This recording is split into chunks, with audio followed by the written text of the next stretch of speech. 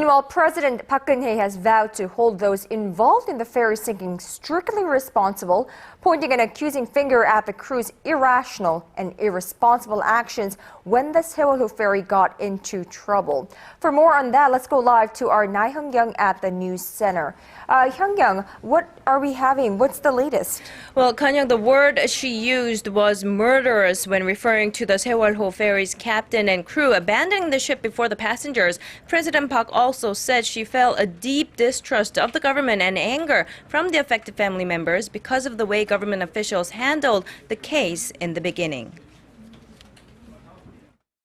헌신적으로 근무하는 공무원들까지 불신하게 만드는 자리 보존을 위해 눈치만 보는 공무원들은 이 정부에서는 반드시 퇴출시킬 것입니다.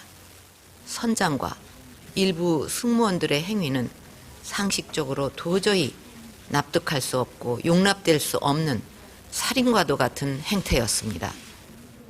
Those remarks were made at a meeting of senior secretaries at the presidential office of Cheongwade this Monday morning. The president ordered the joint investigation team composed of the police and the prosecution to thoroughly clarify any suspicions the public might have regarding this tragic accident.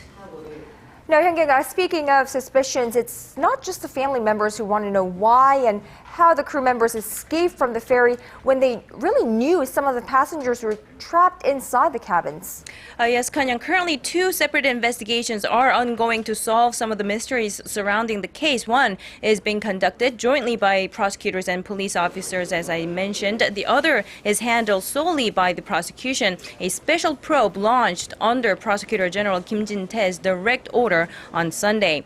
Now, the joint investigation team earlier in the day received arrest warrants for 4 additional crew members. This comes after 3 crew members, including the captain, were arrested over the weekend.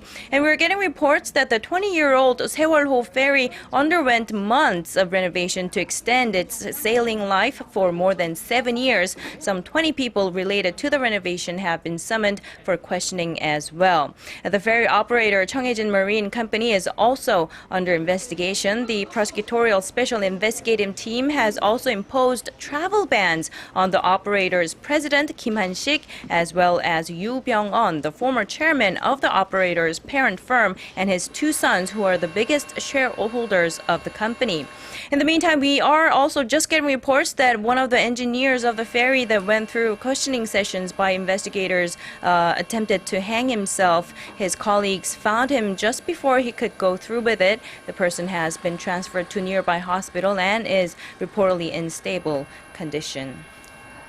Now, Hyun-kyung, on to another story. The government earlier on declared Ansan in Gyeonggi-do province near the capital Seoul, which is where this Tanwon High School is located, and Jindogun County in Jeollam province, where this disaster happened, as special disaster zones. And the measure was passed Sunday. What does this mean?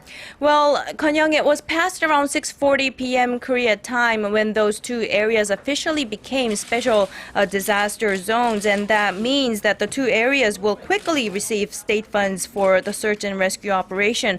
Also, local taxes, including acquisition tax, will be waived. Other general taxes will either be reduced or the payment deadline will be postponed for up to 9 months. And of course, financial assistance will be given to the families of the victims as well as to those who are still waiting for their loved ones to safely return. All right, Hyun-kyung, thank you for that update. That was our Laah Hyun-kyung live from the news center on the government measures taken for the victims, survivors, as well as the captain and crew of the Sewol-ho ferry.